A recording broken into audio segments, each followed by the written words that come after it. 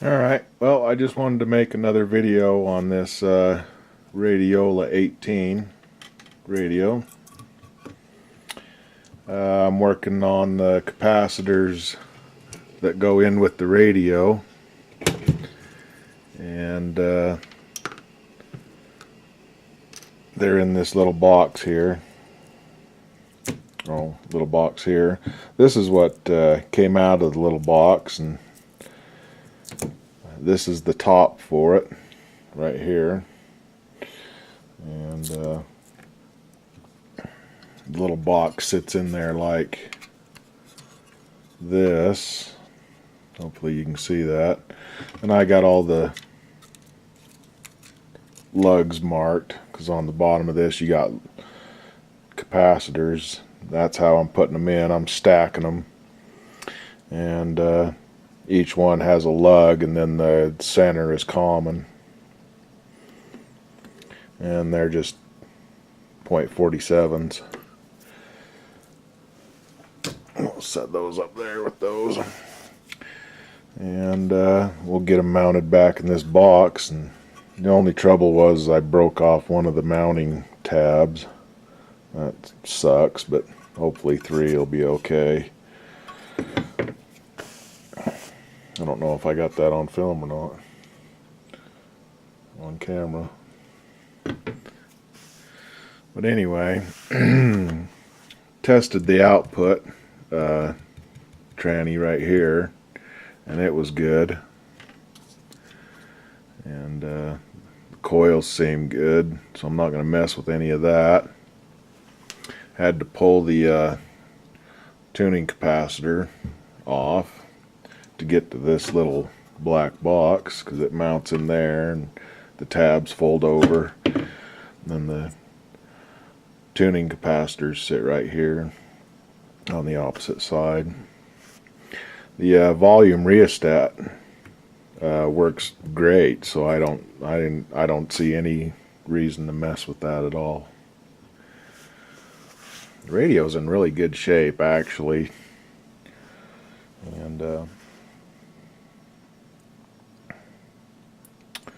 so anyway, I would show you how I do these capacitors here, but with running the camera. And I marked all my capacitors. The little dot there is the foil end side. Let's see if I can do this a little bit here, kind of give you an idea. It's easy because put one low, put one high, and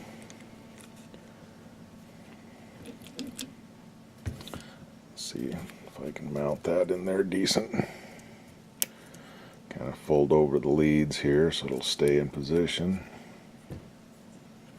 And that's how you do it. And then I'll solder in one side, then mount the other one and solder in one side. And then when they're all in and in the position I want, because I got to get them back in this black box and fold these little tabs over on top of this little cover here, and then I'll solder up the center common lug there. But folding them over like this and soldering up the one lug side will keep it in position, and kind of like I've done here. So I just stack them. You know, they don't have to look neat because they're not going to be seen. All they got to do is function correctly. They'll sit in there. Alright, well, that's the progress I've made this morning, what I'm doing. I've been at it for a little while, and on the power side I got that all finished up. I'll throw this here up on the table. Got the box here all mounted back in, and got it soldered back up. Looks nice, looks good. Everything seems to function correctly.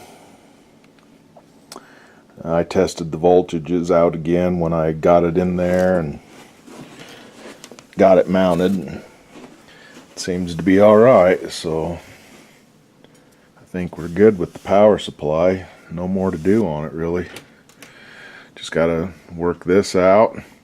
I've got to replace these old dog bone resistors that are here, and I'm gonna have to order